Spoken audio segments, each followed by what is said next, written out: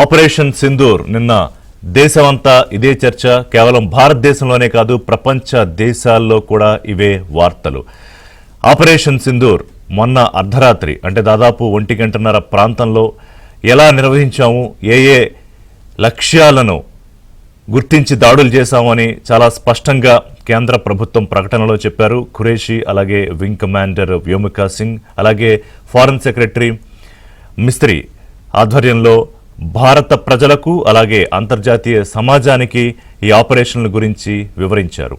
అర్ధరాత్రి అంటే పాకిస్తాన్కి ఏం జరుగుతోందో అర్థమయ్యేలోపే పహల్గామ్ ఉగ్రదాడికి ప్రతీకారంగా కాదు, ప్రతిస్పందనగా భారత్ కేవలం ఉగ్రవాద శిబిరాలే లక్ష్యంగా ఎక్కడా పాకిస్తాన్ ఆర్మీకి కానీ పాకిస్తాన్ ప్రజలకు కానీ వేసమెత్తు నష్టం జరగకుండా వెరీ ప్రిసైజ్డ్గా ఆపరేషన్ చేసింది. గుర్తించిన 21 ఉగ్రవాద స్థావరాల్లో 9 స్థావరాలపై విరుచుకుపడింది. క్షిపణులతో, హ్యామర్ బాంబ్స్తో, అత్యాధునిక టెక్నాలజీతో ఈ దాడులు నిర్వహించింది. భారత ఆర్మ్డ్ ఫోర్సెస్ ఆధ్వర్యంలో జరిగింది దాడి. ప్రధాని స్వయంగా దీన్ని పర్యవేక్షించారు. ఆ తర్వాత అంతర్జాతీయ సమాజానికి, యుఎన్ కౌన్సిల్ మెంబర్స్కి ఎలా జరిగింది అని చెప్పి వివరించారు. మైనస్ పాకిస్తాన్ కూడా అందులో ఉంది. పాకిస్తాన్కి చెప్పాల్సిన అవసరం లేదు. పాకిస్తాన్కి అర్థమైంది, దాడి జరిగిందని అర్థమైంది. కానీ ఏం జరుగుతోందో అర్థమయ్యేలోపు మొత్తం 25 నిమిషాల్లో ఇది ముగిసిపోయింది.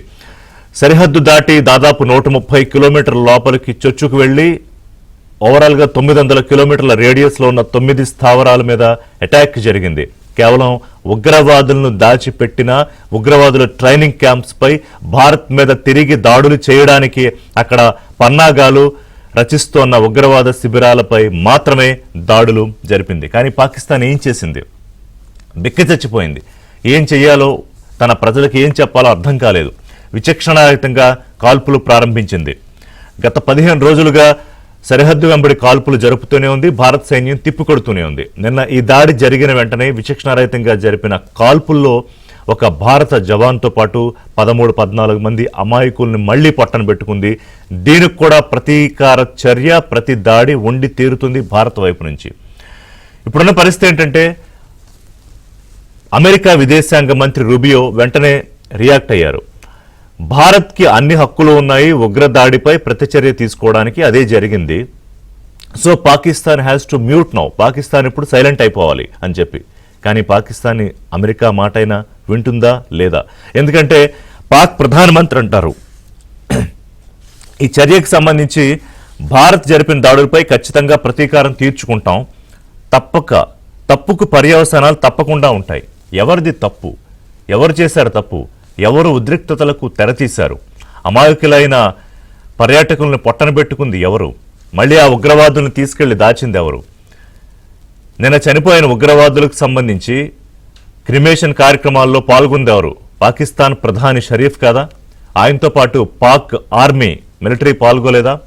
ఆ విజువల్స్, ఆ ఫోటోలు మన దగ్గర లేవా?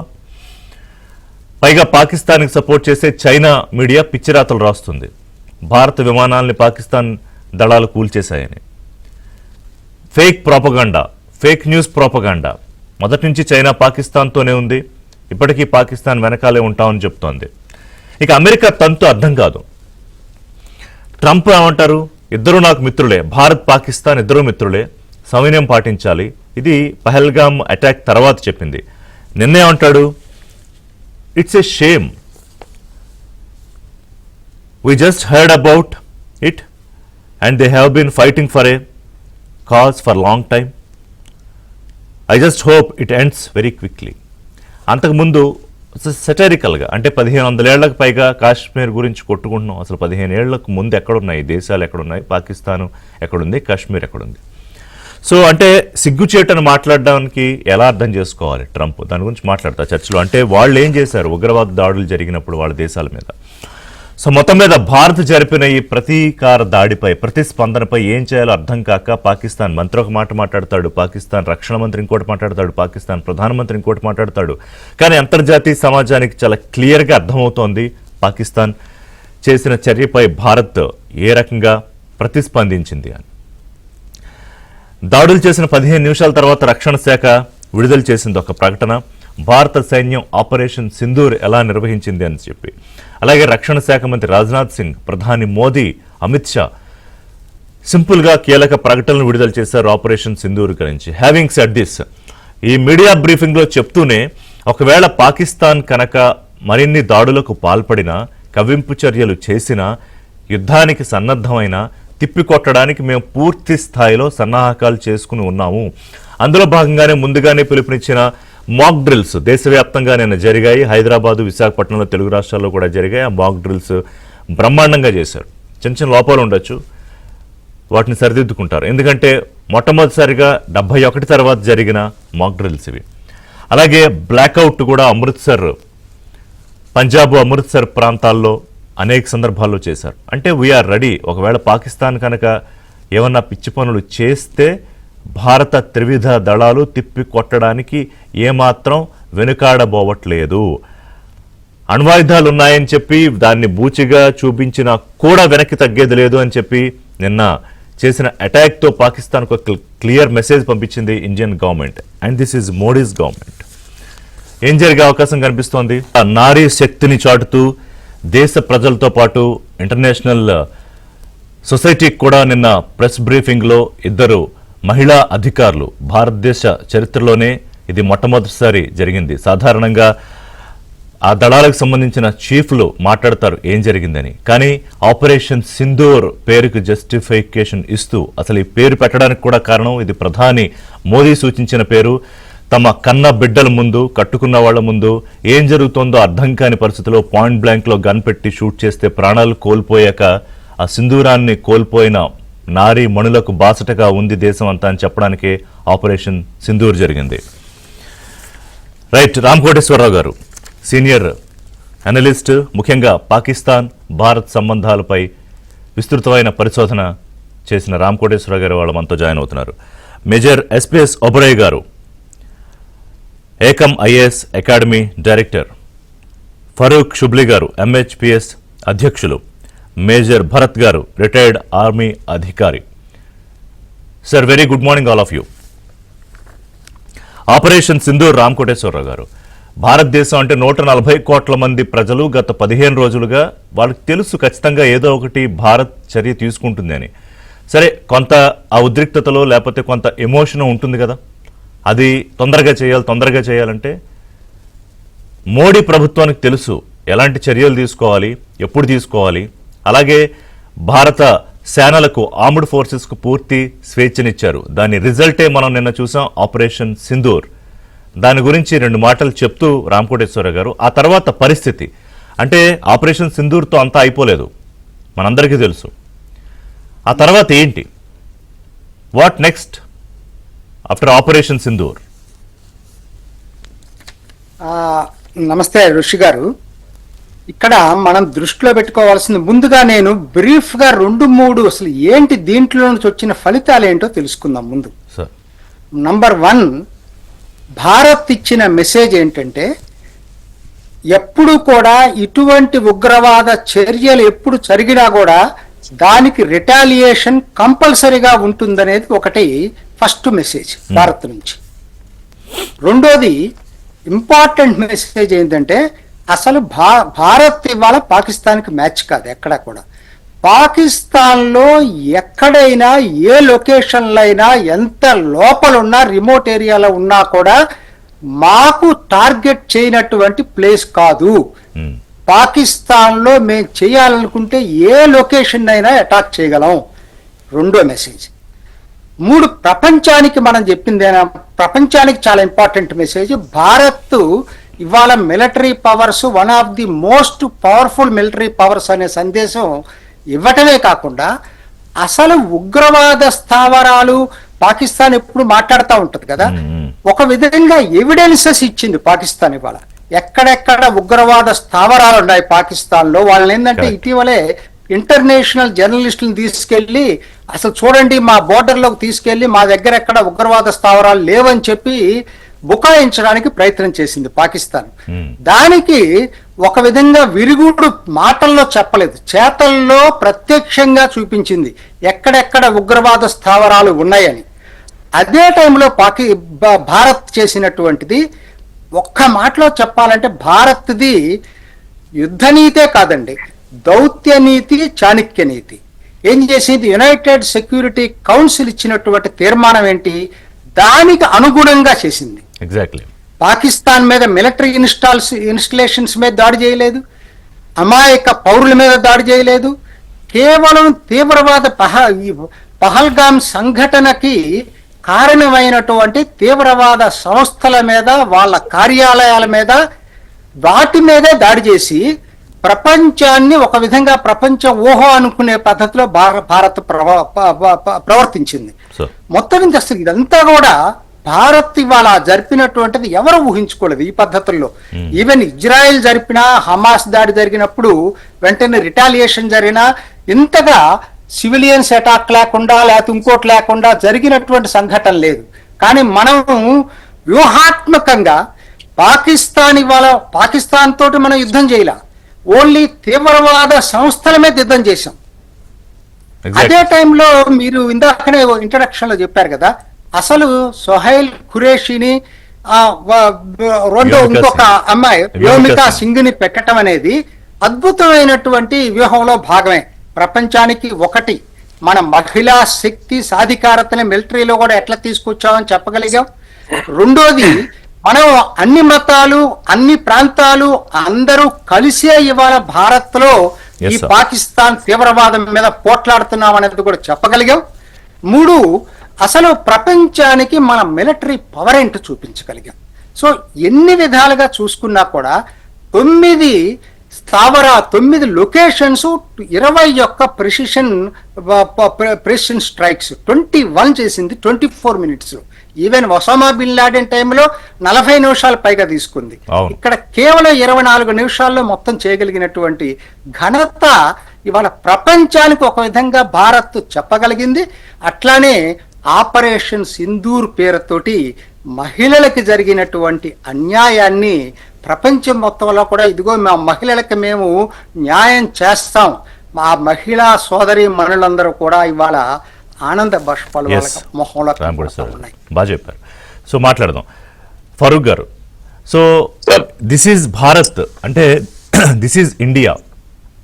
ఇప్పుడు రామకోటేశ్వర్ గారు చెప్పినట్టు ఖురేషి ఆర్మ్డ్ ఫోర్సెస్లో senior officer and Vyomika Singh another senior officer, wing commander, వీళ్ళిద్దరూ ప్రపంచానికి తెలియజెప్పారు దాడులు ఎలా చేస్తామని చెప్పి. అండ్ ఫ్యాక్ట్ చెకర్ జుబైర్ ఎవరైతే ఈ చైనా పిచ్చిరాతలు రాస్తోందో, లేకపోతే పాకిస్తాన్లో సోషల్ మీడియా మిగతా వాళ్ళు ఏం చేస్తున్నారో, అలాగే భారత్ అంటే పడని కొన్ని దేశాలు ఏం చెప్తున్నాయో వాటిని ఎప్పటికప్పుడు ఫ్యాక్ట్ చెక్ చేస్తూ నిజాలు బయటపెడుతున్నారు మరొక సోదరుడు జుబైర్. అండ్ దేశంలో అతిపెద్ద Muslim party chief అజదుద్దీన్ Owaisi day 1 నుంచి పహల్గామ్ దాడిగా ఘటన జరిగినప్పటి నుంచి కూడా వీఆర్ విత్ యూ అని మోడీతో ఉండడము, ఉగ్రవాదాన్ని ఏరి పారేయాలని చెప్పడము, నిన్న కూడా హర్షాతిరేకాలు వ్యక్తం చేయడం. This is India. ఈ విషయం ఎప్పటికీ అర్థం కాదు పాకిస్తాన్కి. శుభ్లి గారు, అర్థం అవ్వాలంటే మనం చెప్పడానికి ట్రై చేస్తున్నాం. అనేక సార్లు యుద్ధం రాకుండా ఎలా అర్థం అవ్వాలో చెప్పే ప్రయత్నం మనం చేస్తున్నాం, కానీ వాళ్ళకి అర్థం కావట్లేదు. నిన్న కూడా ఏం మాట్లాడతారు శుభ్లి గారు, పాకిస్తాన్ ప్రధానమంత్రి, మీరు విన్నారు. What's your take on that? Sir, అందరికన్నా ముందు అందరికీ జై హింద్ అండి, ప్రేక్షకులందరికీ కూడా జై హింద్. నిజంగా చాలా సంతోషకరమైనటువంటి అంశం సార్. ఒకరికి ఒక అన్యాయం జరిగితే, అంటే మాకే పర్సనల్ గా ఏమైనా అన్యాయం జరిగితే ఆ అన్యాయానికి ప్రతీకారం తీసుకున్న తర్వాత ఒక రకమైనటువంటి ఒక సాటిస్ఫాక్షన్ ఉంటుంది. అటువంటి సాటిస్ఫాక్షన్ ఈ రోజు భారతదేశంలో నివసిస్తున్న 140 కోట్ల మంది ప్రజల కళ్ళల్లో, వాళ్ళ ముఖాల్లో చాలా స్పష్టంగా, సుస్పష్టంగా కనిపిస్తుంది. ఈ రోజున పాకిస్తాన్ చేసినటువంటి ఏదైతే దుశ్చర్య ఉందో ఆ దుశ్చర్యకి చాలా స్పష్టంగా మేము we're Indians, no Muslim, no Hindu, no Sikh, no political party, nothing, irrespective of everything, we stood as Indians అండి. ఇది మన భారతదేశం యొక్క గొప్పతనం. ఏదైతే భిన్నత్వంలో ఏకత్వం అని చెప్పేసి మనం జస్ట్ ఏదో మాటలకి చెప్తుంటాం, కానీ వాస్తవానికి భిన్నత్వంలో ఏకత్వం అనేది చాలా స్పష్టంగా అర్థం. పాకిస్తాన్ చేసినటువంటి చాలా పెద్ద కుట్ర, నేను ఒక 2 మినిట్స్ నాకు టైం కేటాయించి వాళ్ళ కుట్ర ఏంటనేది చాలా పటాపంచలు చేయాలి. ఎందుకంటే మనకి సిక్కు సోదరుడు కూడా మన ప్యానెల్లో ఉన్నారు కాబట్టి కొన్ని విషయాలు చాలా స్పష్టంగా చెప్పాల్సినటువంటి అవసరం.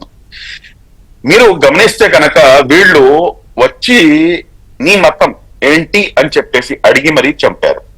నువ్వు హిందువా ముస్లింవా అని చెప్పేసి. వీడు హిందువా ముస్లింవా అని చెప్పేసి హిందువుల్ని కాల్చి చంపాలంటే కనుక వాడు భారతదేశానికి వచ్చి ఆ పని చేయాలా? పాకిస్తాన్ లోనే హిందువులు ఉన్నారు కదా, అక్కడే ఆ పని చేయవచ్చు కదా.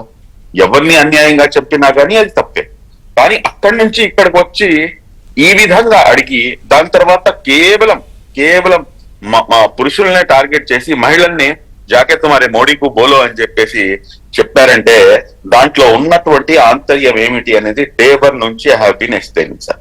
రెండోది, ఒక పాకిస్తాన్ సెనేటరు చాలా స్పష్టంగా పాకిస్తాన్ లో ఉన్నటువంటి పార్లమెంట్ లో నుంచొని తను మాట్లాడే మాటలు ఏంటంటే, మేము బాబ్రీ మసీద్ కి మరలా తీసుకొచ్చి ఇటుకొని మేమే పెడతాము, అందరికన్నా ముందు వచ్చి ఆ stupid Pakistan army Babri Yes. మసీద్ మొదటి ఇటుక పెడుతుంది. ఇది పాకిస్తాన్ పెడుతుంది. సెనేటర్ అన్నమాట. ఎస్ పెడుతుంది. దాని తర్వాత ఆసిమ్ ముని స్టూపిడ్ ఫెలో అతను వచ్చి ఇక్కడ నమాజ్ ఆచరిస్తాడు అని చెప్పేసి ఆ అమ్మాయి చెప్తున్నటువంటి మాట. దీని వెనకాల ఉన్న ఆంతర్యం ఏమిటండి? భారతదేశంలో నివసిస్తున్నటువంటి ముస్లింలు చాలా స్పష్టంగా మేము బాబ్రీ మసీద్ ఇష్యూ ఏదైతే జడ్జ్మెంట్ వచ్చిందో దాన్ని స్వాగతించలేకపోయాము, కానీ గౌరవించాం సార్. ఎక్కడ కూడాను ఆ రిజల్ట్ వచ్చిన తర్వాత దాని మీద ఎవ్వరు కూడాను నోరు మెదపలా. ఎందుకంటే ఇన్ని సంవత్సరాల నుంచి ఉన్న కాన్ఫ్లిక్ట్ ఇది ఎక్కడో చోట ఎండ్ కావాలి. లెటర్స్ ఎండ్ ఇట్ అని చెప్పి అనుకున్నాం. మా హిందూ సోదరుల యొక్క ఏదైతే విశ్వాసం ఉందో దాన్ని గౌరవించాము, అయిపోయింది. నువ్వు ఎవరు నువ్వు మళ్ళా దాన్ని నువ్వు లేవదీస్తున్నావంటే నీ వెనకాల ఉన్న కుట్ర ఏమిటి అనేది చాలా స్పష్టంగా అర్థం చేసుకోవాల్సినటువంటి అవసరం. మూడో అంశం సార్, అదే పాకిస్తానీ సెనేటరు పాకిస్తాన్ పార్లమెంట్ లో నిల్చొని తను మాట్లాడే మాటలు ఏంటంటే, సిక్కు సోదరులకి సంబంధించినటువంటి పుణ్యస్థలం అంటే గురునానక్ సాహెబ్ గారు పాకిస్తాన్ లో జన్మించారు కాబట్టి సిక్కు సోదరులు మాపై అటాక్ చెయ్యరు అని చెప్పేసి తను మాట్లాడుతుంటే నాకు ఉన్నటువంటి అనుమానాలు, ఈ దేశంలో ఉన్నటువంటి అనేక మంది ఎవరైతే ఒక దూరదృష్టితో ఆలోచించేటటువంటి వారు ఉన్నారో వాడికి పటాపంచలు అయిపోయింది.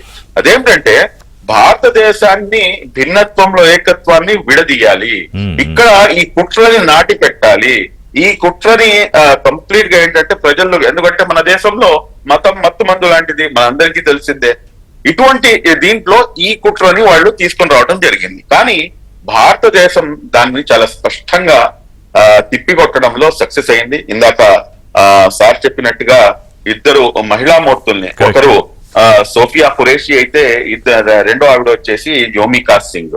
ఇక్కడ చాలా స్పష్టంగా ఏంటంటే సింబాలిక్ గా ఒకరు ముస్లిం కమ్యూనిటీ నుంచి రిప్రజెంట్ చేస్తుంటే రెండో ఆవిడ యోమికా సింగ్ గారు మన సిక్కు సోదరిమణి ఆవిడ రిప్రజెంట్ చేశారు. నంబర్ 1. నంబర్ 2, ఏదైతే మహిళల యొక్క సింధూరాన్ని తుడిచిపెట్టారో ఆ సింధూరాన్ని మన ఆపరేషన్ సింధూర్ గా పెట్టి చాలా చాలా స్ట్రాటజిక్ గా నిజంగా చాలా ముచ్చటేసిందండి. చాలా ముచ్చట. అంటే ఈ వార్ వీళ్ళు అటాక్ చేయడం ఒక ఎత్తు అయితే కనుక ఇటువంటి పేరుని ఇచ్చి ఏదైతే మా యొక్క సెంటిమెంట్స్ ఉన్నాయో ఆ సెంటిమెంట్స్ ని మరలా చాలా గౌరవించినటువంటి మన ప్రభుత్వాన్ని మనం నిజంగా హ్యాట్స్ ఆఫ్ చెప్పి. మూడో అంశం సార్, లాస్ట్ మూడో అంశం, మూడో కంపారిజన్ చెప్పేస్తాను సార్.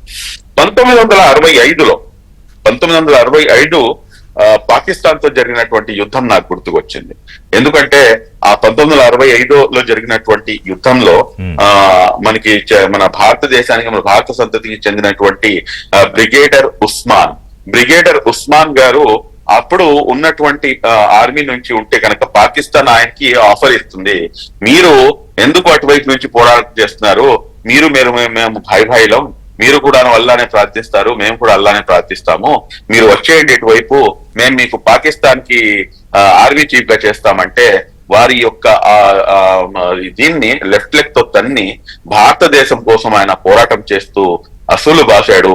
భారతదేశం కోసం తన ప్రాణాలను త్యాగం చేసినటువంటి మహోన్నతమైనటువంటి వ్యక్తి మీరు ఇందాక గుర్తు చేశారు కదా, భిన్నత్వంలో ఏకత్వం కేవలం మన నినాదమే కాదు, మన విధానం.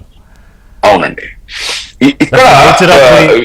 భారత్ ఇప్పుడు పాకిస్తాన్ తిరిగి దాడులకు ఖచ్చితంగా పాల్పడతాము, ఇక్కడ చిందిన ప్రతి రక్తపు బొట్టుకు మేము సమాధానం చెప్తాము అంటారు పాకిస్తాన్ ప్రధాని షహబాజ్ షరీఫ్. కాదు, ఎవరి మీద దాడులకు పాల్పడతారు? ఇప్పుడు మనం చేసింది అక్కడ ఉన్న ఉగ్రవాద శిబిరాల మీద వెరీ ప్రిసైజ్డ్గా, ఇందాక రామకోటేశ్వర గారు చెప్పినట్టు, ఒక్క సివిలియన్కి నష్టం జరగకుండా, ఒక ఆర్మీకి సంబంధించిన ఒక మనిషికి కానీ లేకపోతే వాళ్ళ సంస్థలకు కానీ నష్టం జరగకుండా దాడులు చేస్తే, ఇప్పుడు పాకిస్తాన్ ప్రధాని ఎవరి మీద దాడులు చేస్తారు? ఏం చెప్పుకుని దాడులు చేస్తారు మేజర్ గారు? సో నమస్కారం అండి. నమస్కారం. మీరు అడిగిన క్వశ్చన్ కి నేను కొంచెం డీటెయిల్డ్ గా సమాధానం ఇస్తాను, ఎందుకంటే ఇది కేవలం పాయింట్ ఇన్ ఫోకస్ తో మనం ఆన్సర్ చేసే సిచ్యువేషన్ కాదు. చారిత్రకంగా చూస్తే 1947 కానివ్వండి, 65 కానివ్వండి, 71 కానివ్వండి, ఎప్పుడెప్పుడైతే పాకిస్తాన్ మనతో ఒక కన్వెన్షనల్ యుద్ధ పరంగా తలపడిందో ఆ 3-4 సార్లు కూడా, అండ్ కార్గిల్ ఒక లిమిటెడ్ వార్ అనుకుంటే, బ్యాటిల్ అనుకుంటే, దాంట్లో కూడా పాకిస్తాన్ కి ఎప్పుడు చుక్కెదురైంది. ఆ తర్వాత పాకిస్తాన్ తన స్ట్రాటజీలో మార్పు తెస్తూ ప్రత్యక్షంగా మనం భారతదేశంతో యుద్ధం చేయలేం కాబట్టి పరోక్షంగా ఒక లో ఇంటెన్సిటీ కాన్ఫ్లిక్ట్ లాగా, ఒక ఇన్సర్జెన్సీ లాగా, ఒక టెర్రరిస్ట్ అవుట్ఫిట్ లాగా భారతదేశంతో తలపడి భారతదేశాన్ని కశ్మీర్ లాక్కోవాలి, ఆ తర్వాత భారతదేశాన్ని కూడా చిన్న చిన్న ముక్కలుగా చేయాలి అనేది వాళ్ళ strategy. This is one part అండి, రైట్. అండ్ ఇంతకుముందు అన్నట్టు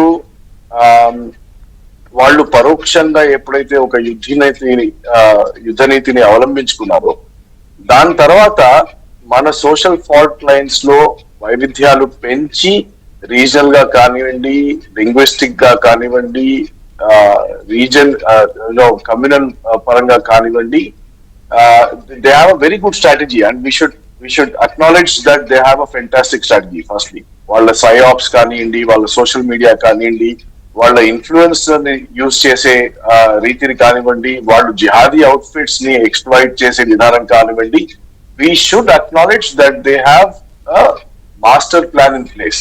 This is the second thing. Now, third thing, if you see, ఇప్పుడు ప్రస్తుత పరిస్థితులు ఏవైతే పాకిస్తాన్ లో ఉన్నాయో, అంతర్గతంగా బలూచిస్తాన్ నుంచి కానివ్వండి, సింధ్ ప్రాంతం నుంచి కానివ్వండి, ఖైబర్ పష్తూన్వా ప్రాంతం నుంచి కానివ్వండి, అంటే ఆఫ్ఘనిస్తాన్ రీజన్ నుంచి, ఈ ప్రాంతాలలో వాళ్ళ దేశమే ఒక చీలిక వైపు చాలా ర్యాపిడ్ గా అడుగులు వేస్తోంది. కరెక్ట్. అండ్ వాళ్ళ ఆర్మీ కూడా ఈ ప్రాంతాలను ఇప్పటి వరకు కంట్రోల్ చేయలేకపోయింది.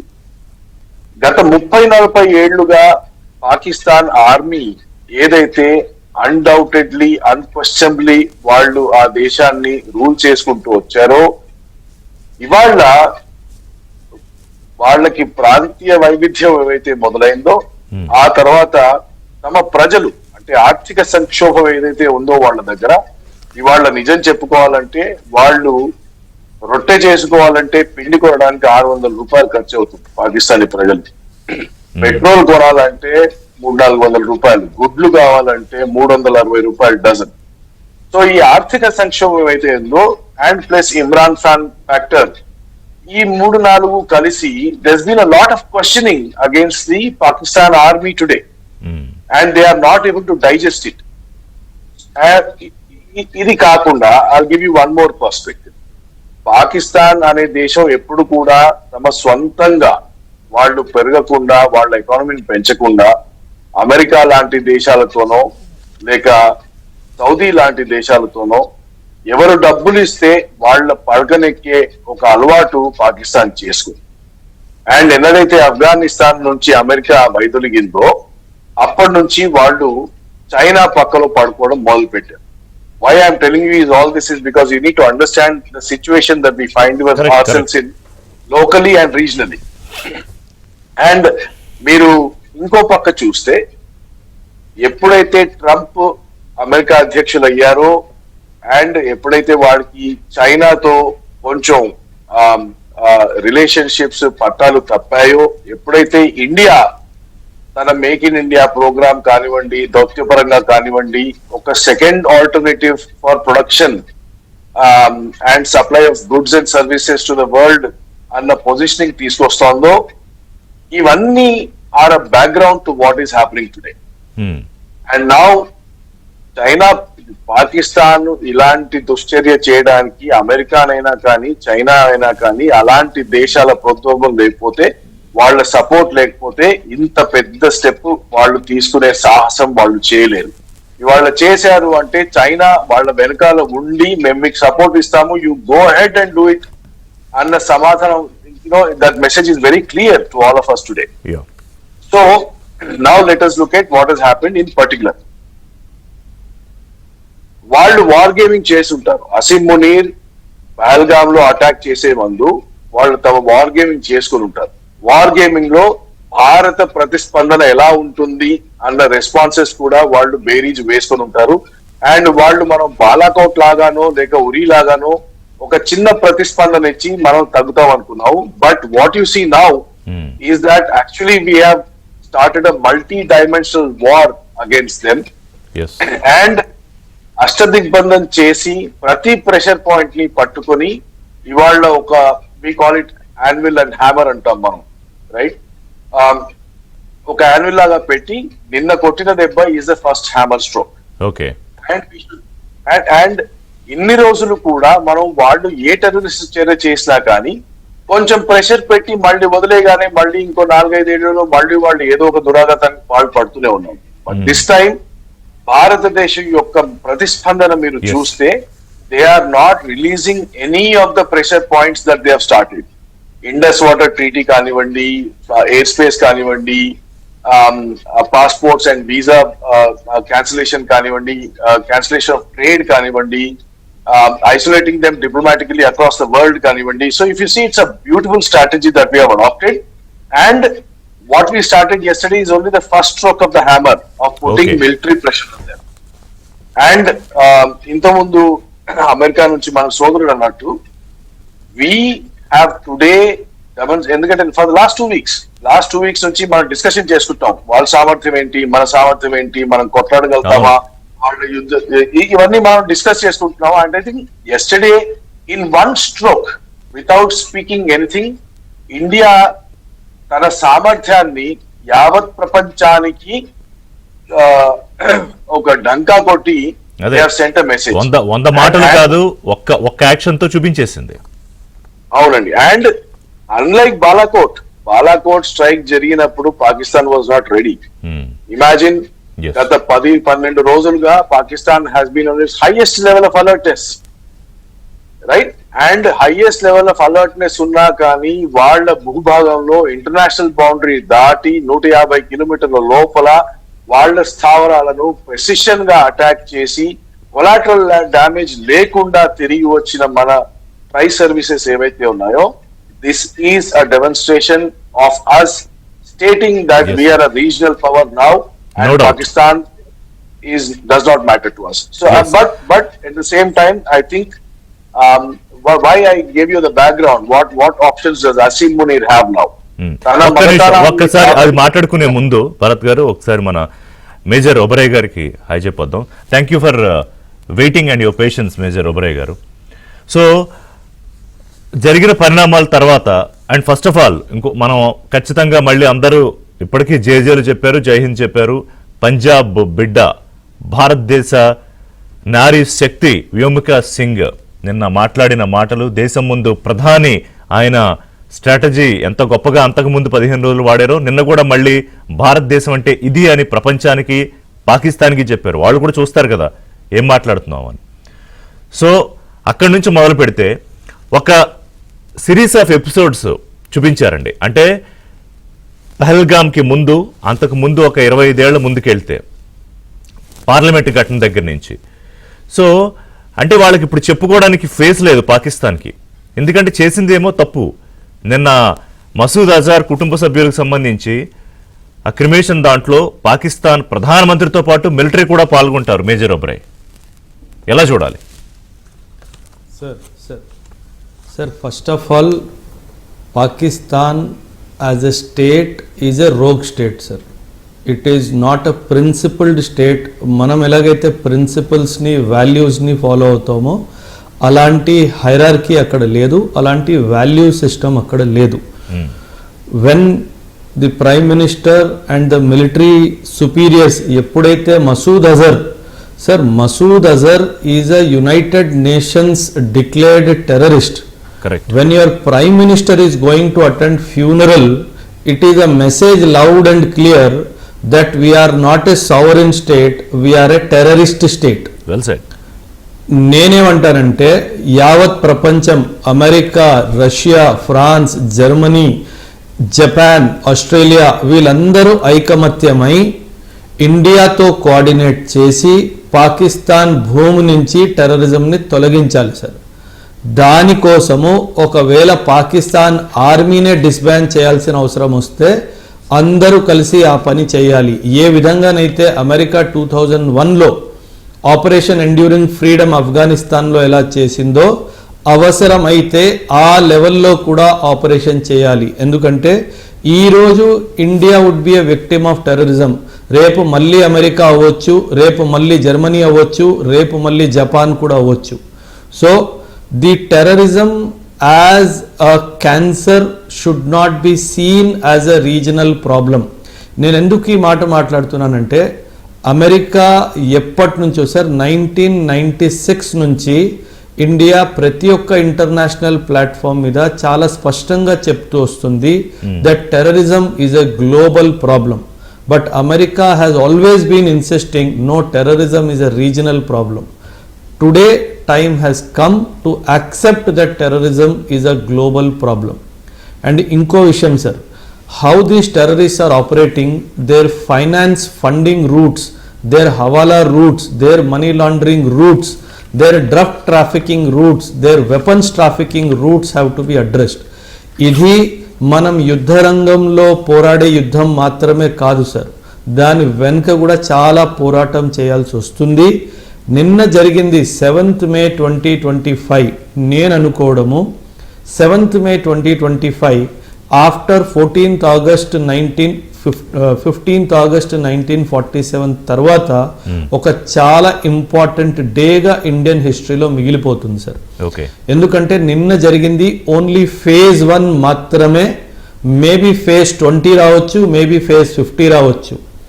ఎందుకంటే ఇట్ మీన్స్ దట్ అంటే మేజర్ ఫేజ్ 1 జరిగింది మీరు అన్నట్టు, బట్ ఫేజ్ 2 ఓపెన్ అవ్వాలి అంటే పాకిస్తాన్ వైపు నుంచి ఏదో ఒక ప్రతిచర్య ఉంటేనే, అంటే ఇప్పుడు షరీఫ్ అంటున్నాడు కదా ఖచ్చితంగా వస్తుంది సార్, ఉన్నప్పుడే ఫేజ్ 2 స్టార్ట్ అవుతుంది. 100% అదర్వైజ్ ఇండియా వైపు నుంచి ఫేజ్ 2 స్టార్ట్ అయ్యే అవకాశం లేదు కదా. 100% ఉంది సార్. ఎందుకంటే our target is not only those 9 terror camps. Okay. మన టార్గెట్ పాకిస్తాన్ భూమిలో టెర్రరిజం ని ఎండ్ చేయాలి. వాడు ఎదురు చేసినా చేయకపోయినా we should hunt for these terrorist. వీళ్ళు ఈ టెర్రరిస్ట్ అందరినీ ఆఫ్ఘనిస్తాన్ బార్డర్ కి షిఫ్ట్ చేశారు. మనం ఆఫ్ఘనిస్తాన్ తో కలిసి ఇండియన్ నేవీని డిప్లాయ్ చేసి అక్కడి నుంచి కూడా వీళ్ళ మీద దాడులు కంటిన్యూ చేయాల్సిందే సార్. దీంతో మనం ఆగకూడదు. దీనితో మనం ఆగిపోయాము అంటే మళ్ళీ 2 సంవత్సరాల తర్వాత, మళ్ళీ 4 సంవత్సరాల తర్వాత ఏదో ఒక దాడి జరుగుతుంది. So this effort, that's what I'm saying sir, what we did yesterday is the beginning of end of terrorism in Pakistan and not the end of terrorism per say. So ఇది ఒక కామా మాత్రమే, ఫుల్ స్టాప్ కాదు. ఖచ్చితంగా it may take 5 years, it may take 10 years, it may take 20 years, but our effort has to be continuous. And parallel గా sir, one of the speaker set Pakistan ఆర్థిక స్థితి బాగాలేదు. 100% sir, వాళ్ళు ఆర్థికంగా అసలు అడుక్కు తినే పరిస్థితిలో ఉన్నారు సార్. సో వాళ్ళ ఫైనాన్షియల్ రూట్స్ ని కూడా ఇదే అవకాశం మనం తీసుకొని FATF ద్వారా, ఫైనాన్షియల్ యాక్షన్ టాస్క్ ఫోర్స్ ద్వారా మళ్ళీ పాకిస్తాన్ ని గ్రే లిస్ట్ లో, అవసరమైతే బ్లాక్ లిస్ట్ లో పడేసి ఇంటర్నేషనల్ మనీ ఏదైతే పాకిస్తాన్ వస్తుందో దాన్ని బ్లాక్ ప్రాబ్లం అప్పుడే. ఎందుకంటే మీరు చెప్పింది అగ్రీ 100%. ఎనీవే భారత్ నుంచి కూడా IMF మీద కొంత ప్రెజర్ తీసుకొచ్చే ప్రయత్నం చేస్తున్నారు. కానీ మనం ఇక్కడ ట్రంప్ గురించి మాట్లాడుకోవాలి. ఒక చిన్న బ్రేక్ తర్వాత వస్తాను నేను, ఎందుకంటే మీరు చాలా ఇంపార్టెంట్ పాయింట్స్ రేస్ చేశారు. I want to talk to Ram Koteswararao గారు and as well as the respected panel today ఈ ఇష్యూస్ మీద. ఎందుకంటే ట్రంప్ మాట్లాడే మాటలు పహల్గామ్ దాడి ఘటన జరిగిన వెంటనే ఒకలా ఉంటాయి, మధ్యలో ఒకలా ఉంటాయి. నిన్న ఈ అటాక్ జరిగిన తర్వాత ఇట్స్ ఎ షేమ్ అంటాడు. ఎందుకు అంటున్నాడు? సార్, ఒబెరాయ్ కొన్ని ప్రపోజల్స్ చెప్పారు. ముఖ్యంగా అమెరికా ప్రస్తావన కూడా తీసుకొచ్చాం మనం. రామకోటేశ్వరరావు గారు, అమెరికా వ్యవహారం ఒకసారి చూస్తే ఈ పహల్గామ్ అటాక్ జరిగిన వెంటనే ట్రంప్ ఏమంటాడు, I'm very close to India and Pakistan, ఇద్దరు నాకు మిత్రులు అంటాడు. ఆ తర్వాత సంయమనం పాటించాలి. తర్వాత కాశ్మీర్ సమస్య 1500 ఏళ్ల నుంచి ఉంది, దాని గురించి వాళ్ళు కొట్టుకుంటూనే ఉంటారు. ఇద్దరు దాంట్లో ఒక కన్క్లూజన్కి రావాలి, అవసరమైతే నేను హెల్ప్ చేస్తాను అని ఒకసారి అంటాడు. ఈ దాడి ఘటన జరిగిన వెంటనే చాలా హుందాగా స్పందించి అమెరికా విదేశాంగ మంత్రి మనకి పూర్తి హక్కు ఉంది దీన్ని తిప్పికొట్టడానికి, బట్ ఇప్పుడు సంయమనం పాటించాలి, పాకిస్తాన్ సైలెంట్ అవ్వాలి. కానీ నిన్న మళ్ళీ లేటెస్ట్ కామెంట్స్ ట్రంప్ చూస్తే ఇందాక నేను చదివాను, ఇట్స్ ఏ షేమ్ అంటాడు. ఎలా షేమ్ అండి? అంటే అమెరికా మీద ఉగ్రదాడులు చేస్తే వాళ్ళు ప్రతీకార చర్యలు చేయొచ్చు, వాళ్ళ సైన్యాలను ఏ దేశంలో కావాలంటే ఆ దేశంలో మోహరింపజేసుకుని వాళ్ళకి ఇష్టానుసారం చేయొచ్చు. నేను ఆ ఇన్సిడెంట్స్ కూడా చెప్తాను, టైం తక్కువ ఉందని తీయట్లేదు. కానీ భారతదేశం మాత్రం ఎన్ని దెబ్బలు తిని తిని తిని సెల్ఫ్ రెస్పెక్టెడ్ స్టేట్గా మనం రియాక్ట్ అయితే అమెరికా ఇష్టం వచ్చినట్టు మాట్లాడొచ్చా రామకోటేశ్వరరావు గారు? ఋషి గారు, ఇక్కడ నాకు టైము ఉన్న పరిమిత సమయంలో నేను 1-2-3 పాయింట్స్ చెప్పాలా. మీరు చెప్పింది కావాలంటే ఒక ఎపిసోడ్ చేసుకుందాం. ఎందుకనంటే ట్రంప్ చెప్పిన దాన్ని మీరు సీరియస్గా తీసుకోవాలనుకుంటే రోజు ఇక్కడ టీవీల్లో మాకు ట్రంప్ మాట్లాడిన దాని మీద చర్చలు. ఆయన ఇవాళ ఏం మాట్లాడింది రేపొద్దున అదే ఉండదు. అది కాదు ఇంపార్టెంట్. ప్రాబ్లం ఏంటంటే ఇది సిగ్గుచేటు అనడం దగ్గర నా ప్రాబ్లం. పాకిస్తాన్ ఇవాళ 9వ తారీఖు, రేపు IMF ఎగ్జిక్యూటివ్ బోర్డు మీటింగ్ ఉంది. పాకిస్తాన్కి లోను ఎప్పుడు అడుక్కోవటమే కదా, వాళ్ళకి కొంత లోను రిలీజ్ చేయాల్సి ఉంది, లేకపోతే వాళ్ళ ఆర్థిక పరిస్థితి బాగలేదు. సో ట్రంప్ ఒక్క మాట IMF, ఎందుకంటే మేజర్ షేర్ వాళ్ళదే, IMFకి చెప్పి మీరు లోన్ ఇవ్వద్దు, మీరు ఎటువంటి రిటాలియేషన్ చర్య తీసుకోకపోతేనే లోన్ ఇస్తామని చెప్తే కామ్గా కూర్చుంటారు నోరు మూసుకొని పాకిస్తాన్. సో అమెరికా ద్వంద్వ వైఖరిని గురించి ఇది కొత్త విషయం ఏం కాదు. కాకపోతే మార్క్ రూబియో భారత్ అనుకూలటువంటి వ్యక్తి. చూద్దాం ఏం జరుగుతుంది. నాకు అంతకన్నా కూడా 2-3 నిమిషాలు టైం ఇవ్వండి. నాకు చాలా ఇంపార్టెంట్ పాయింట్స్ మన మేజర్ ఒబ్రాయ్ గారు రైజ్ చేసిన దానికి కంటిన్యూషన్ గా పాకిస్తాన్ ప్రతీకార దాడులు చేస్తుందా, ఇప్పుడు ఇది అందరి మనసులో ఫస్ట్ ఉన్నటువంటి సమస్య. కరెక్ట్. పాకిస్తాన్కి ఉన్నటువంటి సమస్య ఏంటంటే ప్రతీకార దాడులు చేయకపోతే పబ్లిక్ లో అసంతృప్తి వచ్చింది. ఎందుకంటే యుద్ధం చేస్తుందని తెలిసిన తర్వాత కూడా ఇంత ప్రెసిషన్ స్ట్రైక్స్ భారత్ చేయగలిగిందంటే పాక్ ఆర్మీ ఏం చేయగలిగింది, చైనా ఆయుధాలు ఏమైపోయినాయి, అక్కడ డిఫెన్స్ సిస్టమ్ మొత్తం ఫెయిల్ అయిపోయింది అనేది పబ్లిక్ లో చాలా వ్యతిరేకత వస్తూ ఉంది. కాబట్టి ఏదో ఒక చర్య తీసుకోవాలి. చర్య ఎలా తీసుకోవాలి? రెండోగా IMF బోర్డు మీటింగ్ ఉంది రేపు. రెండోది ఆ అమెరికా ఒత్తిడి ఎలా ఉంటుంది అనేది నాకు తెలిసి పైన ఏం మాట్లాడినా అమెరికా ఖచ్చితంగా కూడా వెళ్ళొద్దనే సలహా ఇచ్చే అవకాశాలు ఎక్కువ ఉన్నాయి, మెండుగా ఉన్నాయి నాకు తెలిసి. అయితే నా పాయింట్ ఒకటే, వాళ్ళు ఏం చేస్తారనేది ఇప్పుడు డిస్కస్ చేసేదాకా ప్రతీకార చర్య తీసుకునేటట్టయితే పర్యవసానం ఏంటి, ఇది చాలా చాలా ముఖ్యమైన విషయం. ప్రతీకార చర్య కనుక పాకిస్తాన్ తీసుకునేటట్టయితే లిమిటెడ్ అంటే ఏదో ఎడారిలో బాంబులు వేస్తే ఎవడో పట్టించుకోడు, కానీ రియల్గా ఇండియన్ మిలిటరీ ఇన్స్టలేషన్స్ మీద కానీ సివిలియన్స్ మీద దాడి జరిగిందంటే పాకిస్తాన్ ఉండదు. నేను అది రాసుకోండి మీరు. ఎందుకు చెప్తున్నానంటే ఏ దేశమైనా సరే ప్రజలు దానికి సపోర్ట్ చేయాలి. ఒకటి ఆర్మీ సుపీరియారిటీ ఉంది మనకి, రెండోది ప్రజల మద్దతు మనకున్న పద్ధతుల్లో పాకిస్తాన్లో ఇవాళ ప్రజల నుంచి ఆర్మీకి మద్దతు లేదు. ఒకనాడు ఉండేది, ఇవాళ లేదు పాకిస్తాన్ ఆర్మీకి.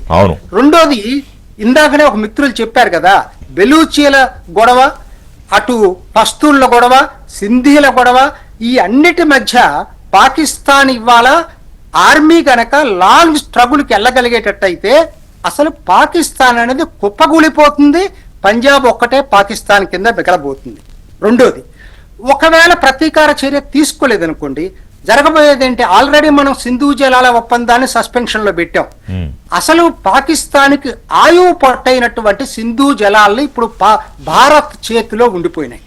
సో కాబట్టి ప్రతీకార చర్య తీసుకున్నా ప్రతీకార చర్య తీసుకోకపోయినా భారత్ కి మంచి పాకిస్తాన్కి ఇవాళ ఎటు దారి లేదు, వెళ్ళటానికి దారి లేదు. చివరిగా ఒక్క మాట చెప్తాను, అసలు భారత్కి ఇది బంగారు ప్రతీకార చర్య తీసుకున్నట్టయితే భారత్కు బంగారు అవకాశం ఎందుకంటానంటే 1971లో జరిగినటువంటి అత్యంత సంఘటన టూ నేషన్ థియరీ ఫెయిల్ అయిపోయి బంగ్లాదేశ్ ఎట్లయితే ఏర్పడటానికి భారత్ దోహదపడిందో, ఇవాళ మనకి వాళ్ళు ప్రతీకార చర్య తీసుకుంటే ఆక్రమిత కాశ్మీర్ ని తిరిగి స్వాధీనం చేసుకోవటానికి భారత్ ఒక బంగారు అవకాశం పాకిస్తాన్ ఇచ్చినట్టు అవుతుంది.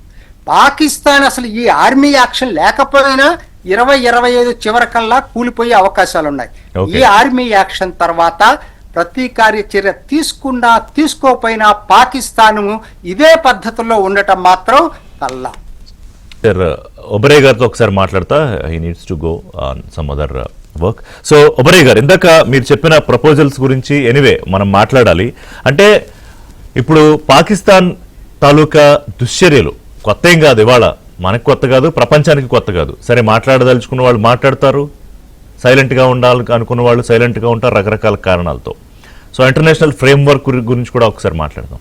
కానీ ఇప్పుడు ఆల్రెడీ కాల్పుల ఉల్లంఘన గత కొన్ని రోజులుగా, ఈ దాడి జరిగిన తర్వాత ఇంకా వెర్రెక్కినట్టుగా విచక్షణరహితంగా కాల్పులు ఇప్పుడు కూడా కొద్దిసేపటి క్రితం అంటే నివాస ప్రాంతాలను లక్ష్యంగా చేసుకుని చేస్తున్నారు మేజర్ గారు. నిన్న మన సోదరుడు మరొక సైనికుడు కూడా అమరుడయ్యాడు, లాన్స్ నాయక్. దీనికి కూడా ఖచ్చితంగా ప్రతీకార చర్య ఉంటుంది. ఈ విషయం అర్థమయ్యి కూడా పాకిస్తాన్ రెచ్చిపోవడానికి కారణం ఏంటి? సార్ సింపుల్ సార్, ఒక్క విషయం గుర్తుపెట్టుకోండి. If Pakistan does not retaliate, there will be a civil war in Pakistan. Okay. And మనందరికీ తెలిసిందే Pakistan is an unstable state. నేను before we went for the break నేను అమెరికా గురించి మాట్లాడాను sir. I want to talk about that in a minute. ఈ విషయంలో మాత్రం అమెరికాని నమ్మడానికి వీలు లేదు సార్. బికాస్ ఈరోజు ఇండియాలో టెర్రరిజం ఉంది అంటే ఎక్కడో అది అమెరికా వైపు కూడా వేలు చూపిస్తుంది సార్. వీళ్ళు ఆఫ్ఘనిస్తాన్లో 1979లో ఎంటర్ అయినప్పుడు 79 to 89 ఆఫ్ఘనిస్తాన్ క్యాంపెయిన్ చేసినప్పుడే తయారు చేసిందే Taliban sir. Taliban America, Saudi Arabia, Pakistan కలిసి కన్న ముద్దు బిడ్డ సార్. అక్కడి నుంచి the roots of terrorism have taken whatever shape we see today. So ఎక్కడో America is also responsible for the way terrorism is happening in the world. America ఎప్పుడు U turns తీసుకుంటూనే ఉంటుంది. అండ్ ట్రంప్ గురించి యావత్ ప్రపంచం అంతా తెలుసు. ఈరోజు ఒక మాట, పొద్దున ఒక మాట, మధ్యాహ్నం ఒక మాట, సాయంత్రం ఒక మాట. సో అమెరికాని మనం పెద్దగా పట్టించుకోకుండా మన లక్ష్యం ఏంటి, పాకిస్తాన్లో టెర్రరిజం అంతమైపోవాలి, ఆ లక్ష్యం మీద మనం పని చేయాలి sir. Maybe at max America may not share intelligence with us. We don't have to bother. We have our own intelligence networks. We should use those networks. ఏ విధంగానైతే డ్రోన్ వాడుతూ అమెరికా ఆఫ్ఘనిస్తాన్లో వెతికి టెర్రరిస్ట్ని చంపిందో, అదే విధంగా India should have its own strategy. I'm saying medium term and long term strategy to fight this battle of terrorism alone. మనకి ఎవ్వరు మనతో పాటు నిల్చోరు సార్. మాటలు మాట్లాడతారు, సపోర్ట్ మేబీ ఫైనాన్షియల్గా వస్తుంది, ఐడియాలజికల్ సపోర్ట్ వస్తుందేమో, కానీ భూమిపైన మన సహోదరుడు, మన సోల్జరే ఫైట్ చేయాలి. కాబట్టి అంటే ఒక ప్లాన్డ్ స్ట్రాటజీతో వెళ్ళాలి. ఇప్పటికే ఉబరే గారు కొన్ని దేశాలు అంటే మనకి రష్యా ఎప్పటి నుంచో, ఒక నిమిషం, ఎస్ రామకోటేశ్వర గారు చెప్పండి, చూడలేదు, సారీ. ఏం లేదు, ఒక్క విషయం మేజర్ గారితో నేను డిఫర్ అవుతుంది ఏంటంటే, ఓకే, ఒకనాటి అమెరికాకి ఇవాళ అమెరికాకి తేడా ఏంటో ఒక్క నిమిషం చెప్తాను మీకు. ఆ రోజు పరిస్థితి ఏంటంటే వాళ్ళకి పాకిస్తాన్ అవసరం చాలా ఉంది ఆ రోజు. ఇవాళ స్ట్రాటజిక్ స్టేట్ ఒకనాడు పాకిస్తాన్ అమెరికాకి, ఇవాళ ఆ పొజిషన్ అమెరికాకి లేదు. అమెరికాకి పాకిస్తాన్ మీద ఆ ఎటువంటి ఉపయోగం ఇవాళ ప్రస్తుతం లేదు. పర్టికులర్గా రిపబ్లికన్ పార్టీ అధికారంలో ఉన్నప్పుడు పాకిస్తాన్ తోటి ఇప్పటికే ప్రెజర్ ఉంది, ట్రంప్ మీద కూడా వచ్చినటువంటి ఆ ప్రెజర్ తట్టుకోవాలన్నా కూడా ఇవాళ అమెరికా అంతగా న్యూట్రల్గా అనిపించినా, ఆయన స్టేట్మెంట్ అలా అనిపించినా, ఖచ్చితంగా కూడా ఇవాళ మారిన పరిస్థితుల్లో అమెరికా మాత్రం భారత్కే ఇంటెలిజెన్స్ షేరింగ్ కూడా ఇస్తుంది. ప్లస్ అమెరికా భారత్ వైపు 100% పైకి ఏ స్టేట్మెంట్ ఇచ్చినా ఇప్పుడు మాత్రం ఖచ్చితంగా భారత్కే వ్యూహాత్మకంగా మద్దతు ఇచ్చే అవకాశాలు ఉన్నాయి. అంటే అది అనివార్యంగా తప్పని పరిస్థితి వల్ల అట్లా చేయాల్సి వస్తుందా? యా, ఇవాళ మనకి India is a strategic partner భారత్కి, ఇవాళ అమెరికాకి. ఇవాళ ఇండియా చైనాను దూరం చేసుకొని ఇండియాను దూరం చేసుకొని అమెరికా ఇవాళ ఇండో పసిఫిక్ లో ఉండలేదు అసలు. సో కాబట్టి ఆ రోజు మేజర్ గారు చెప్పింది కరెక్ట్ గానీ ఇవాళ పరిస్థితులు మారినాయి సార్, అది ఒకటే నేను చెప్పదు. ఓకే, ఒబరే గారు మీరు కన్క్లూడ్ చేస్తే శుబ్లీ గారి దగ్గరికి వెళ్తా. సార్ ఒక్క స్టేట్మెంట్ నేను ఇవ్వాలనుకుంటున్నాను sir. America is not a state what it appears superficially sir. Okay, America has its own vested interest while dealing with Pakistan. అమెరికాకి ఏం కావాలి, ఈ యుద్ధం జరిగితే పాకిస్తాన్ నా దగ్గరకు వచ్చి ఆయుధాలు కావాలి అని అడుగుతాడు. సో ఈ యుద్ధం జరిగితే నేను పాకిస్తాన్కి ఆయుధాలు అమ్ముకోవచ్చు, నేను ఆయుధాలు అమ్ముకుంటే నాకు డబ్బులు వస్తాయి. Because America is purely capitalist state. Wider spectrum అనుకుంటా. ఇప్పుడు ఇంటర్నేషనల్ ఫ్రేమ్ వర్క్ లో అమెరికా కేవలం ఆయుధాలు అమ్ముకోవడానికి ఇప్పుడు పాకిస్తాన్కి ప్రత్యక్షంగాను పరోక్షంగాను మద్దతుగా నిలబడితే that will give a different. Pakistan ఆయుధాలు కొనే సత్తా కూడా లేదండి. ఇంకొకటి ఒబరే గారు అండ్ ఇచ్చే డబ్బులు లేదు సార్. శుబ్లీ గారు సారీ ఒక్క నిమిషం, I just want major Bharat గారు ఇంటర్వెన్షన్ అయ్యారు. ఇప్పుడు భరత్ గారు ఆయుధాలు ఉంటే సరిపోదు. నిన్న F-16 పడిపోయింది, J-17 పడిపోయింది, అత్యాధునిక ఆయుధాలే, కానీ వాటిని ఆపరేట్ చేసే ఎగ్జిక్యూషన్ చేసే బుర్రలు అవి ఉన్నాయి అసలు పాకిస్తాన్ దగ్గర నా డౌట్. అవి ఇంపార్టెంట్ కదా. సో పాకిస్తాన్ లెట్స్ సీ, ఒకటి గుర్తుంచుకోవాలండి, ఎప్పుడు కూడా ప్రత్యర్థితో మనం ఎప్పుడైతే ఒక యుద్ధానికి తలపడతామో అప్పుడు ప్రత్యర్థిని మనం సరిగ్గా బేరీజ్ వేసుకోవాలి. Pakistan has a very good air force, let me be emphatic about that, and Pakistan has got some very good pilots also. What they don't have is something called as a war wastage ratio. అంటే తీవ్రంగా యుద్ధం జరిగితే వాళ్ళ 4 రోజులు 7 రోజుల కంటే ఎక్కువ యుద్ధం చెయ్యలేరు ఫుల్ ఫ్లెడ్జ్ వాళ్ళు. ఆ కేపబిలిటీ లేదు, సామర్థ్యం లేదు. But war is dynamic. ఇవాళ వాళ్ళ డిక్లేర్డ్ రిజర్వ్స్ ఏదైతే ఉన్నాయో దాన్ని బట్టి మనం ఈ అంచనా వేస్తున్నాం. But dynamically if Turkey comes and supplies and China comes and supplies, then it may extend from 7 to 14 days also. So let us not deride them completely also. Okay, firstly. రెండోది, మీకు తెలుసో తెలీదో ఒబరాయ్ గారు అన్నట్టు F-16s ఇవాళ US Pakistan కి direct గా support చేయట్లేదు. కానీ do you know where F-16s go for maintenance? They go to Turkey. And do you know who services them in Turkey? USA. Right. Okay, so see, there are this is a gray area, there's nothing called black and white in it. And Kissinger గారు అన్నారు, ఎవరైతే అమెరికాతో శత్రుత్వం తీసుకుంటారో వాళ్ళు భయపడకూడదు, ఎవరైతే అమెరికాతో మిత్రత్వం చేస్తారో వాళ్ళు ఎక్కువ భయపడాలి అమెరికాతోని అని. బట్ జియో పొలిటికల్ గా జియో స్ట్రాటజిక్ గా వాళ్ళు చూస్తే చైనా పసిఫిక్ మహాసముద్రంలో, because they are facing some adverse situation because of the US fleet and Japan and Australia being there, they are trying to open routes in Bay of Bengal and Arabian Sea. So China ki Pakistan Bangladesh అవసరం ఎక్కువ. And మధ్యలో మనం పక్కలో బల్లెం లాగా నిల్చున్నాం మనం ఇక్కడ. So ఇండియాని నిర్వీర్యం చేయడం ఇవాళ చైనాకి అవసరం. చైనా అవసరం తీర్చుకోవడానికి వాళ్ళు బంగ్లాదేశ్ ని పాకిస్తాన్ ని పరోక్షంగా వాడుకుంటారు, టూల్స్ గా వాడుతున్నారు. అసలు గేమ్ లో అసలు who is the elephant in the room అనేది తెలుసుకోవడం ఇంపార్టెంట్. ఒకటేమో terrorism and jihadism is one thing that we're talking about, కానీ ఇన్ ద రూమ్. కానీ మేజర్ గారు ఇప్పుడు సరే భారత్ కి మీరు అన్నట్టుగా కొన్ని మిత్ర దేశాలు రష్యా, లేకపోతే ఓపెన్ గా సపోర్ట్ పలికిన ఇజ్రాయెల్ కానివ్వండి, సరే జపాన్ కానివ్వండి, ఇటలీ కానివ్వండి, ఫ్రాన్స్, ఇలా కొన్ని దేశాలు ఉన్నాయి. పాకిస్తాన్ వైపు నిలబడడానికి ముస్లిం దేశాలు కూడా వెనకాడుతున్నాయి. ఇవాళ యుఏఈ ఓపెన్ గా ఏం చెప్పలేని పరిస్థితి, ఖతార్ భారత్ వైపే ఉంటామని చెప్పిన పరిస్థితి. సో ఎక్సెప్ట్ చైనా, అంటే ఇప్పుడు చైనా భారత్ నిర్వీర్యం చేయడానికో మరో కారణంతోనో టూల్గా ఉపయోగించుకుంటూ పాకిస్తాన్ వెనకాల ఉంటే the international framework of today's world today ఒంటరి అయిపోదా? అండ్ దీన్ని లెక్క చేయదా చైనా? మీరు ట్రంప్ కి యుఎస్ కి చైనాకి జరిగిన టారిఫ్ వార్ ని చూస్తే దాన్ని ఒక రెఫరెన్స్ పాయింట్ లాగా చూస్తే one thing becomes very very clear. Chinese psychology is we will not back down. Okay, Trump 50 చేస్తే వాళ్ళు 100 చేశారు, ట్రంప్ 150 చేస్తే వాళ్ళు 200% చేశారు. Take that as reference point. Today China is saying that చాలా రోజులు అయిపోయింది, మీ అందరూ కలిసి మమ్మల్ని చాలా నయవంచన చేశారు, వంచారు.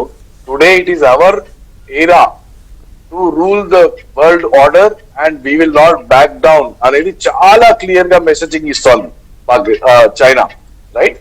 So China will not back down. That is one part.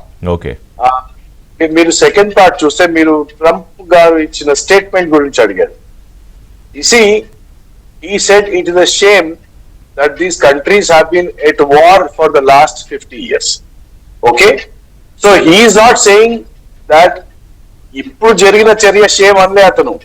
గత 50 ఏళ్లుగా వీళ్ళిద్దరి మధ్యలో ఉన్న వైవిధ్యాలు ఏవైతే ఉన్నాయో అవి ఇప్పటి వరకు వాళ్ళు సెటిల్ చేయలేకపోవడం షేమ్ఫుల్ అన్నారు ఆయన. So you have to read in between the lines because he cannot take a side. ఏ ప్రపంచ నేత ఇప్పటి వరకు కూడా ఏ దేశం కూడా పాకిస్తాన్ ని పేరు పెట్టి ఈసారి ఒక కన్ఫ్లిక్టింగ్ స్టేట్మెంట్ ఇవ్వలేదు. They just said against terrorism, but Pakistan ఎవరు మెన్షన్ చేయలేదు. పరంగా డిప్లొమాటిక్ పరంగా that's the right way to go about things. ఎందుకంటే there is a lot of fog in this war. Yeah, major గారు ఒక నిమిషం. శివులు గారు, ఏంటి మీ ఉద్దేశం దీని మీద? ఇందాక ఉభయ గారు చెప్పినటువంటి మాటలతో ఆల్మోస్ట్ ఏకీభవించక తప్పదు. ఎందుకంటే అమెరికా యొక్క యుద్ధ నీతి ఎలా ఉంటుంది, వారి యొక్క డ్యూయల్ స్టాండర్డ్స్, డబుల్ స్టాండర్డ్స్ ఏ విధంగా ఉంటాయి అనేది తెలియదేం కాదు. కానీ ఇక్కడ పాకిస్తాన్ యొక్క పరిస్థితి ఏమిటి, పాకిస్తాన్ యొక్క ఔహాత్ ఏంటి అనేది మనం ఒకసారి క్యాల్కులేట్ చేసుకుంటే కనుక సిప్రి అని చెప్పేసి ఒక సర్వే ఉందండి. జస్ట్ 1 వీక్ బ్యాక్ ఇది రిలీజ్ అయింది. 2024 కి సంబంధించినటువంటి. సిప్రి అంటే ఏంటంటే Stockholm international peace institute research institute అని చెప్పేసి దేశ వ్యవస్థ మీద ఎంత వీళ్ళు రక్షణ వ్యవస్థ మీద ఎంత ఖర్చు పెడుతున్నారు ఆయా దేశాలు అని చెప్పేసి దాని పరంగా చూసుకుంటే కనుక అమెరికా అందరికన్నా ముందు వారి యొక్క జీడిపి నుంచి 37% వాళ్ళు ఖర్చు పెడుతున్నారు.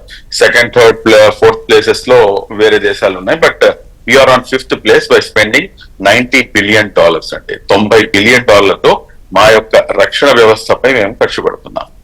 ఇప్పుడు సింపుల్ గా పాకిస్తాన్ మీదకి వచ్చి మనం కంపారిజన్ చేసుకుంటే సరిపోతుంది. పాకిస్తాన్ ఎంత ఖర్చు పెడుతుంది?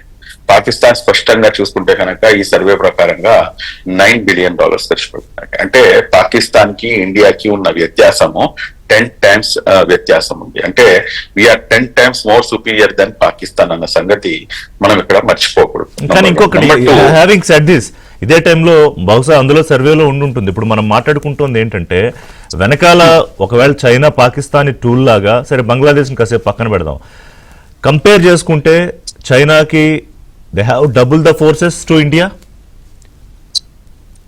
సో ఒకవేళ ఓపెన్ అయ్యి పాకిస్తాన్కి నిజంగా చైనా సపోర్ట్ చేస్తే ఆ ధైర్యంతోనే పాకిస్తాన్ ప్రధానమంత్రి షహబాజ్ షరీఫ్ మాట్లాడుతున్నారా యుద్ధం చేస్తాము? ఇప్పుడు మీకు ఇంకో అంశంపై వస్తాను సార్. అంటే మీరు చెప్తున్నటువంటి ఒక్కొక్క పాయింట్ ఒక్కొక్క ఇష్యూ వైపుకి డిస్కషన్ వైపు తీసుకెళ్తుంది. మీరు చెప్పారు, రైట్, కరెక్టే.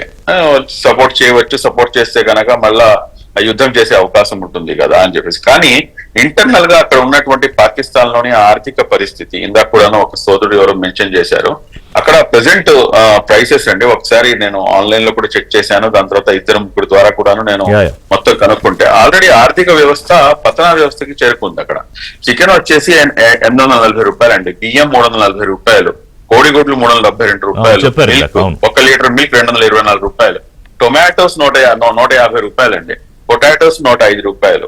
ఇటువంటి పరిస్థితుల్లో వాళ్ళు ఎవరు సపోర్ట్ చేసినా గానీ అల్టిమేట్ గా ఏంటంటే అక్కడ ప్రజల నుంచి మీకు ఖచ్చితమైనటువంటి సపోర్ట్ కావాలి. అంటే మీరు చెప్పిన బట్టి ప్రజలకు తిండి పెట్టి రోజు గడవడం చూసుకోవాలా, యుద్ధాలు చేయాలా, ఆ పరిస్థితుల్లో ఉంది వాళ్ళు పాకిస్తాన్. As last but not least sir, ఒక్క పాయింట్ చెప్తాను మీకు. ఇంకోటి ఏంటంటే వీళ్ళకి ఏదైతే వీళ్ళ యొక్క ఆర్మీ పరిస్థితి ఉందో, ఆర్మీ ఏంటంటే ఎప్పటికి కూడాను పొలిటికల్ గా పై చేయి సాధించామని చూస్తుంది.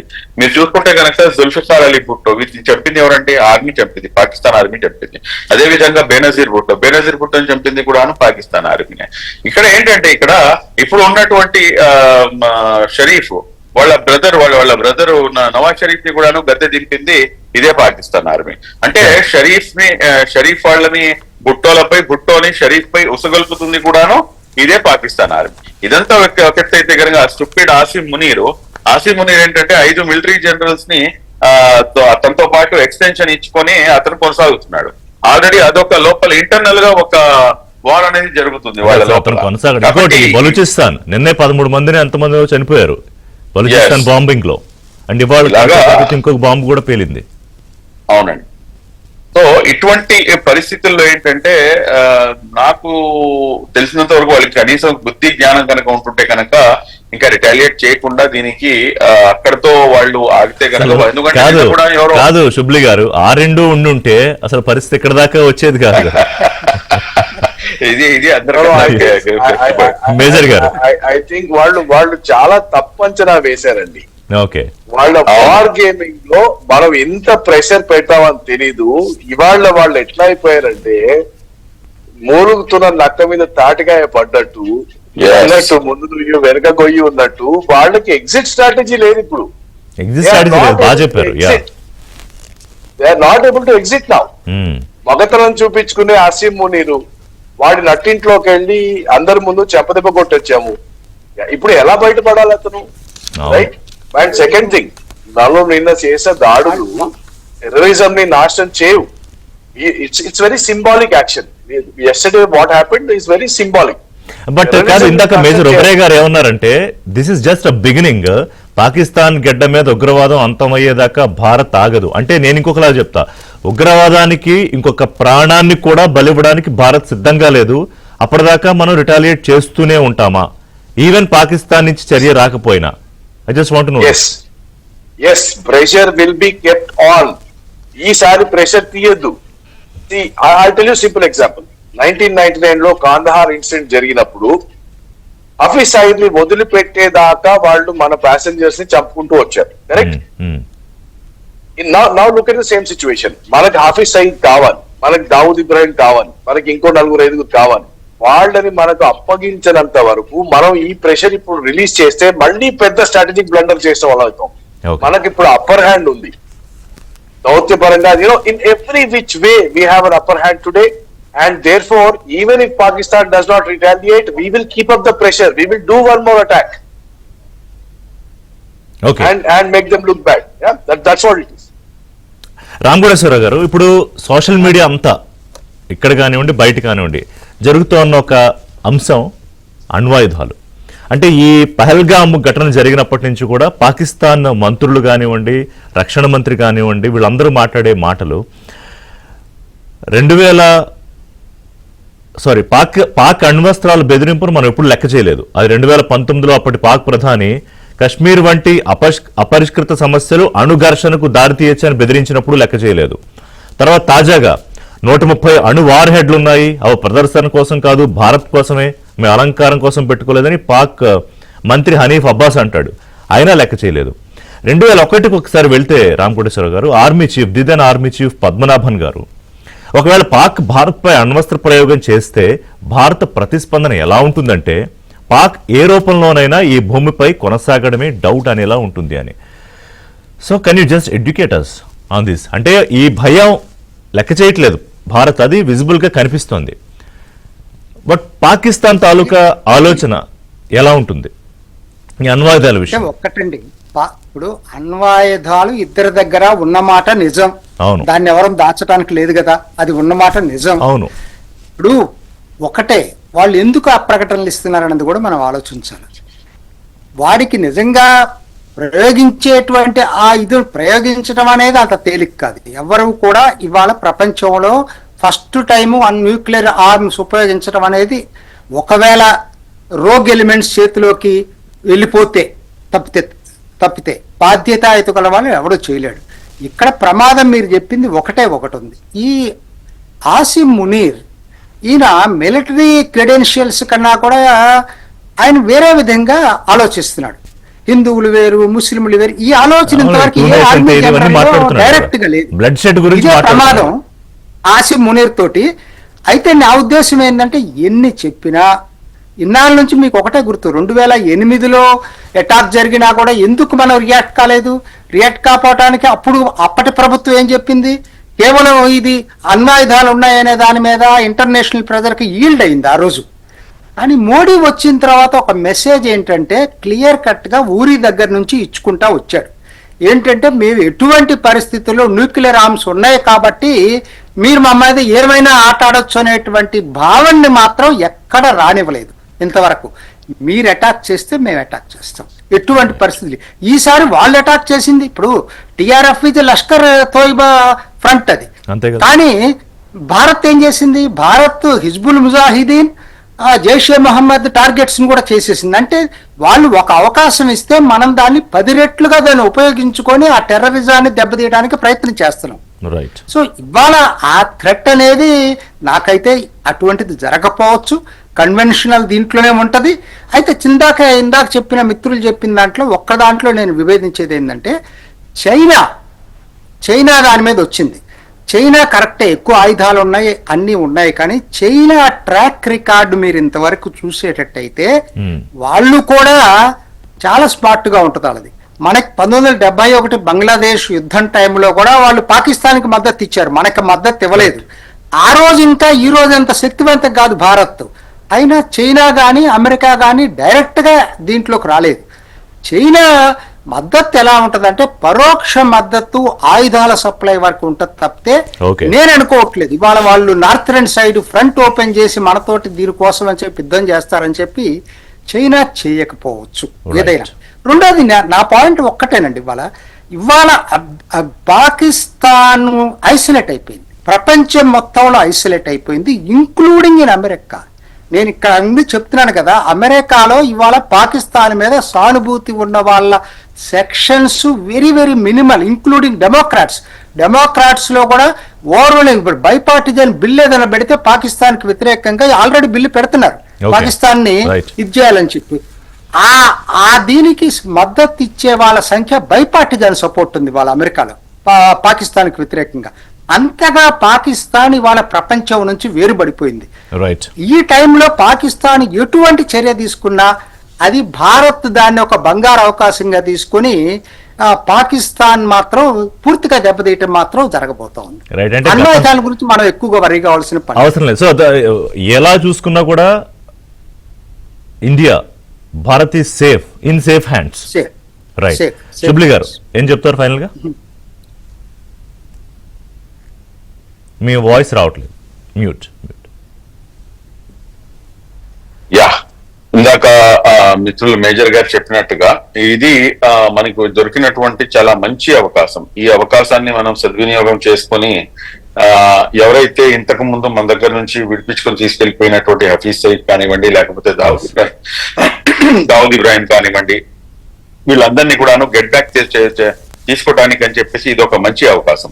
దీంతో పాటు మేమైతే మనస్ఫూర్తిగా కాంక్షిస్తుంది ఏమిటంటే ఏదైతే పాక్ ఆక్యుపైడ్ జమ్మూ కాశ్మీర్ ఉందో దాన్ని సైతం కూడాను ఇదే పనిగా మన భారతదేశ భూభాగంలో కలిపేసుకోవడానికి పూర్తి ఇచ్చేయడానికి కూడాను అవకాశాలు పుష్కలంగా ఉన్నాయి. అన్ని విధాలుగా కూడాను అల్హమ్దులిల్లా ఇప్పటి వరకు భారతదేశందే పై చేయి ఇంటర్నేషనల్ లెవెల్లో కూడాను. ఇక్కడ మీరు గమనించాల్సిన అంశం ఇంకోటి ఉంది సార్. నిన్న హోమ్ అఫైర్స్ సెక్రటరీ గారు ఎంత అసలు బ్యూటిఫుల్ వర్డ్స్ అండి, బ్యూటిఫుల్ వర్డ్స్. ఎక్కడ కూడా ప్రతి వర్డ్ ఎంత క్యాలిక్యులేటివ్ గా, ఎంత అంటే ప్రతి దాన్ని కూడా క్షుణ్ణంగా పరిశీలించి మరీ వాళ్ళు ప్రపంచం ముందు పెట్టడం జరిగింది.